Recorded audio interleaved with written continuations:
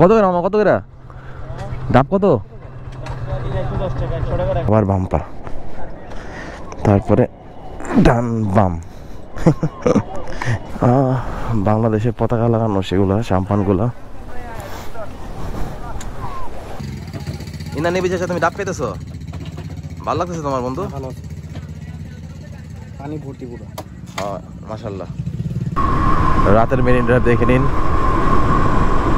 রাতের marine drive. আচ্ছা,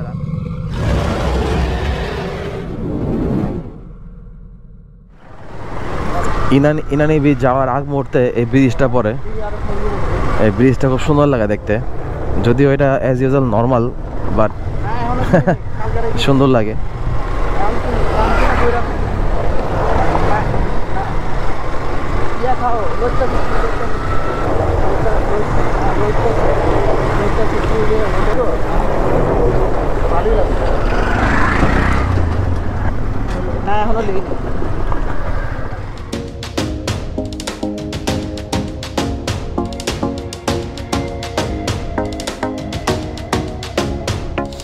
কত করে মামা, কত করে ডাব? কত? আচ্ছা দেখি, আজকে না কালকে তুললাম, রাইতে আসে দোস্ত, তুলে মজা হবি না।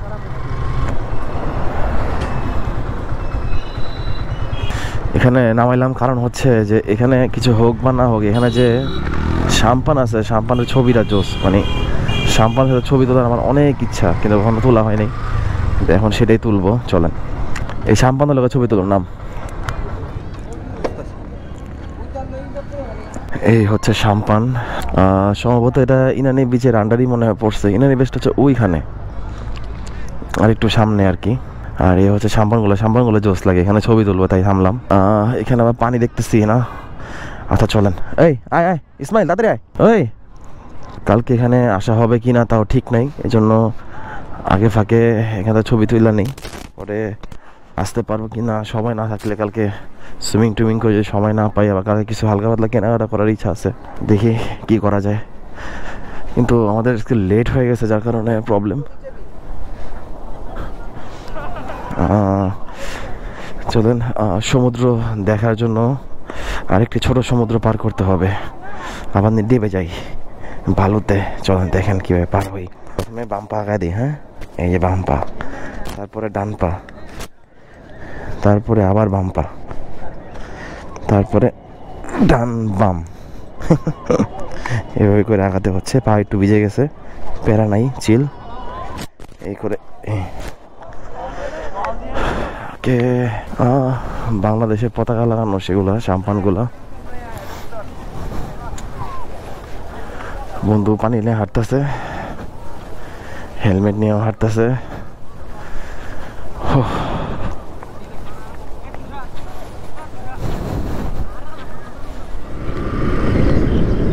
বাহ, ইনানি বিচের এরিয়া তো খুব সুন্দর করছে ভাই।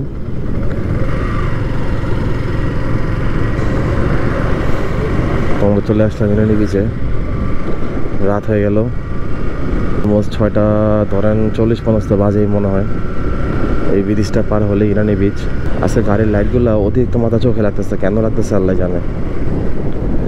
এই হচ্ছে ইনানি বিচ। ইনানি বিচ আমাদের হাইটে যেতে হবে, এখানে রেখে হাইটে যেতে হবে। চলেন এখানে বাইক রাখি, একটু যাই হাইটটা।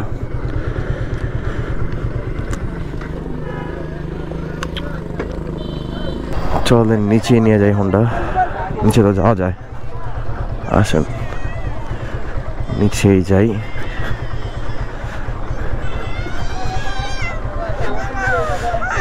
বাবা ইনানি বিচ, ইনানি ছাতাগুলা জোস লাগে না? ছাতাগুলা দাম একটু বেশি। আচ্ছা এখানে ডাবের দোকান ছিল, দেখি কি অবস্থা। বড় বড় ডাব আছে এখানে,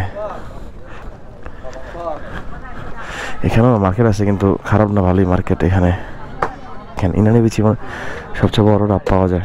মামা কত করে এগুলা? এত দাম কি মামা?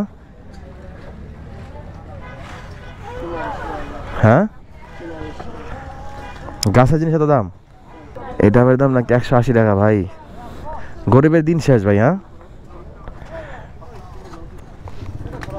গরিবের দিন শেষ, এখন বড় লোকের বাংলাদেশ। আমার তুমি তো আমার চেয়ে বড় লোক, আমার কাছে 180 টাকা নাই, কিন্তু তোমার কাছে 180 টাকা দাম আছে। তুমি আমার চেয়ে বড় লোক মামা। 180 টাকা বেটা, বুঝোস? যেটা আমি 100 টাকা করে খাই গেছিলাম।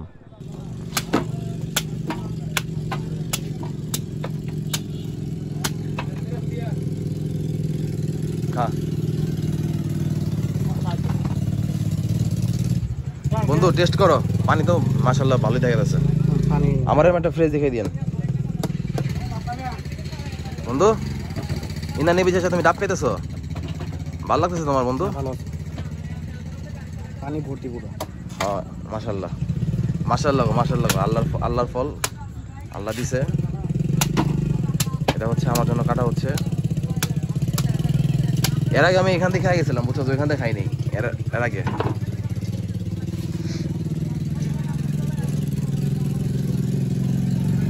মামাতে নিলাম মামা।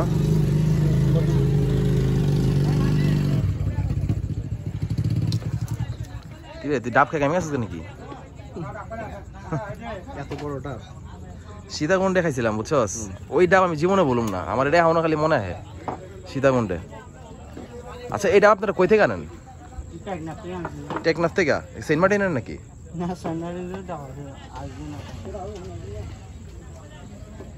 তো আপনি ইনানি বিচে যারা আসবেন তাই মাথা ডাব ডুব খাইতে পারবেন, একটু কমে রাখবেন ইনশাল্লাহ, আইসা খেতে পারবেন।